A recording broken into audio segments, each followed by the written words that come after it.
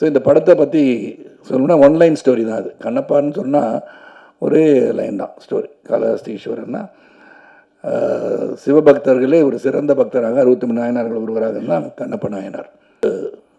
முதல்ல ஒன்று நான் சொன்னால் மோகன் பாபு சாருக்கும் விஷ்ணுக்கும் நான் வந்து என்னுடைய வாழ்த்துக்களை தொடர்ந்து சொல்லிக்கொண்டே இருக்க வேண்டிய அவசியம். ஏன்னா ஹெவன் ஆன் எர்த் அப்படின்னு சொன்னால் எங்கே இருக்குன்னு பார்த்தோன்னா, எங்கே வந்து இந்த சொர்க்கம் பூமி எங்கே இருக்குது அப்படின்னு தேடினோம்னா இந்த நியூசிலாண்டை போய் செலக்ட் பண்ணாங்க. அப்பழுக்கற்ற ஒரு பூமியாக தெரிந்தது. நீங்கள் பார்த்தீங்கன்னா இந்த படத்தில் இருக்கிறலாம் நேச்சுரல் கலர்ஸ்ன்னு சொல்லலாம், தைரியமாக சொல்லலாம். இதெல்லாம் டிஏயில் கரெக்ஷன் பண்ணாங்க, கலர் கரெக்ஷன் பண்ணாங்க. அது ரொம்ப மினிமலாக இருக்கும்னு நினைக்கிறேன்.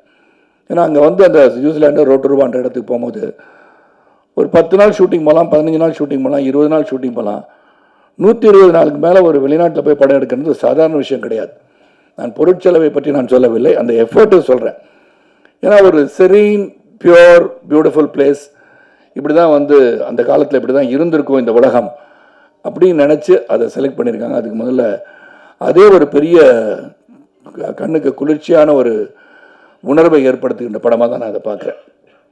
நல்ல குளிர் தான்.